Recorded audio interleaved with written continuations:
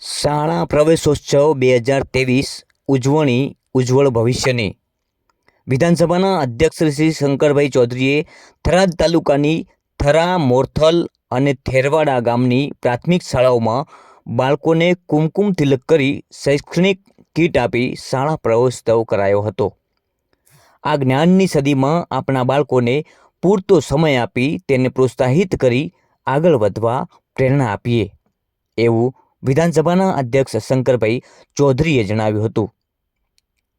ઉજ્જવળ ભવિષ્યની થીમ આધારિત કન્યા કેળવણી મહોત્સવ અને શાળા પ્રવેશોત્સવ 2023ની ઉજવણી પ્રસંગે વિધાનસભા અધ્યક્ષ શંકરભાઈ ચૌધરીએ રાજસ્થાન સરહદ નજીક થરાદ તાલુકાના થરા, મોરથલ અને થેરવાડા ગામની પ્રાથમિક શાળામાં બાળકો સાથે નીચે બેસીને બાળકોને કુમકુમ તિલક કરી આંગણવાડી, બાળવાટિકા અને ધોરણ 1ના બાળકોને શૈક્ષણિક કીટ આપી શાળામાં પ્રવેશ કરાવ્યો હતો।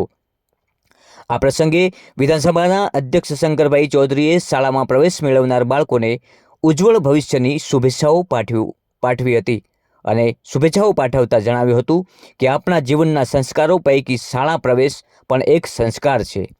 તેમણે પોતાના અનુભવો વર્ણવતા કહ્યું કે ભૂતકાળના સમયમાં શાળાઓ ભૂત જેવી લાગતી હતી।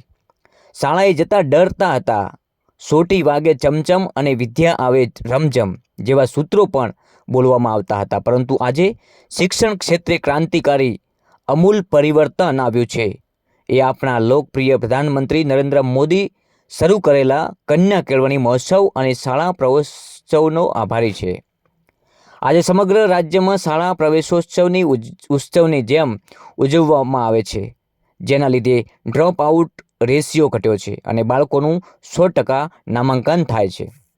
અધ્યક્ષશ્રીએ જણાવ્યું હતું કે બનાસકાંઠા જિલ્લામાં શાળાઓના ઓરડાઓની ઘટ પૂરી કરીને જ્યાં શિક્ષકોની ઘટ છે તેવી શાળાઓમાં શિક્ષણ કાર્ય પ્રભાવિત ન થાય તે માટે પ્રવાસી શિક્ષકો મૂકવામાં આવશે। તેમણે બાળકોનું ઘડતર કરતા શિક્ષકોને અભિનંદન પાઠવતા જણાવ્યું હતું કે એચટાટ આચાર્યશ્રીઓ અને શિક્ષકોની મહેનતના કારણે સરકારી શાળાઓનું વાતાવરણ બદલાયું છે।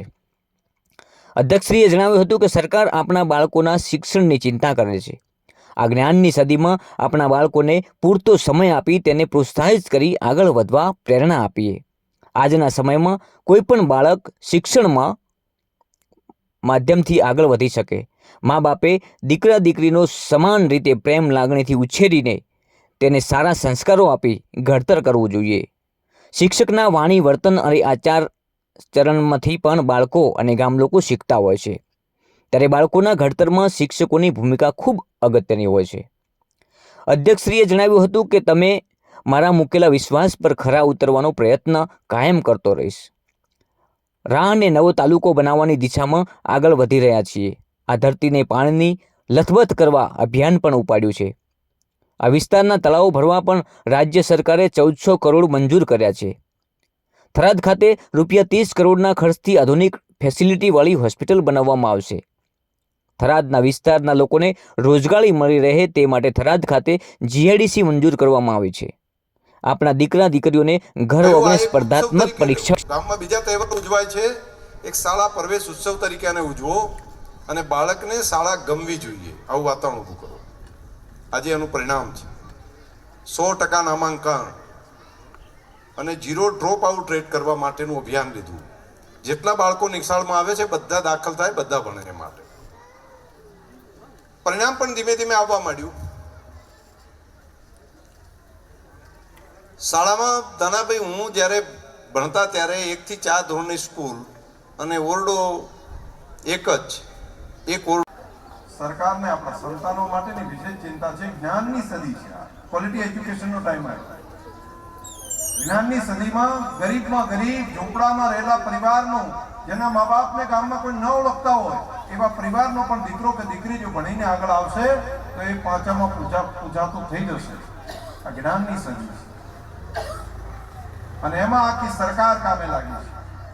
અહીંયા શાળાના શિક્ષક મિત્રો એ તો કામ કરે છે, હજુ કંઈ ખૂટતું હોય મને અહીંયા એટલે શાળાની વાત કરી કે અહીંયા એક શિક્ષક ઓરડા એની વાત કરી છે। હું ગંભીરતાપૂર્વક લઈને તાત્કાલિક શાળાના ઓરડા, શિક્ષકોની ઘટ હોય નાની મોટી, એ બધું તાત્કાલિક પૂરું કરવા માટે આપને વચન આપું છું કે હું તાત્કાલિક એની વ્યવસ્થા જેટલું જલ્દી થાય એટલી વ્યવસ્થા કરીને આપણી શાળાના પૂરતા બધા પેટા શાળા હોય તો એના ઓરડા પણ થઈ જાય.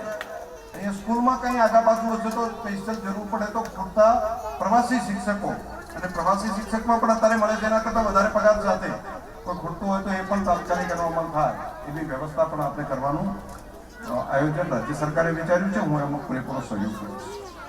આ આપણી સાચી મૂડી છે, આ આપણું ભવિષ્ય છે, દેશનું ભવિષ્ય છે, અને એ જેટલા આગળ આવે એટલું આપણો દેશ આગળ આવે, આપણું ગામ આગળ આવે. આ નાના નાના બાળકો મા બાપના નામ રોશન કરવાનું કામ કરશે, એના ઉપર આપણે ગૌરવ લઈ શકશું. તો એ શું ભણે છે એક આપણા બધા માટે, મા બાપ માટે અતિ અગત્યનું છે, મહત્વનું છે. મેં અહીંયા આગળ જે દીકરા દીકરીઓએ લગભગ 7 કે 8 જેટલા 5મા ધોરણની અંદર કોમ્પિટિટિવ એક્ઝામમાં પાસ થઈને 7 જેટલા આખા રાજ્યની અંદર એક પરીક્ષા લેવાનું ચાલુ કર્યું છે. સૌથી હોશિયાર બાળકો કોણ છે, અને એના માટે માન્ય મુખ્યમંત્રીશ્રીએ એવી યોજના મૂકી છે કે જો એ હોશિયાર જે બાળકો છે એને વધારે ટ્રીટમેન્ટ આપવી, વધારે હોશિયાર કરવા, તો 5મા ધોરણમાં એક પરીક્ષા લેવાય, 8મા ધોરણમાં લેવાય. અને 5મા ધોરણમાં તૈયાર થઈને જે બાળકો અહીંયા પરીક્ષા લીધી, 8 અહીંયા 7 જેટલા બાળકો છે. તો મેં પૂછ્યું તમને તૈયાર કોણે કર્યા? તો કે અમને ડાયા સાહેબ. એટલે મેં બીજાને પૂછ્યું, સાથે સાથે પૂછ્યું કોણ હતા તમને તૈયાર કરવામાં? એમના માર્ગદર્શક શિક્ષક તરીકે ડાયાભાઈ હતા.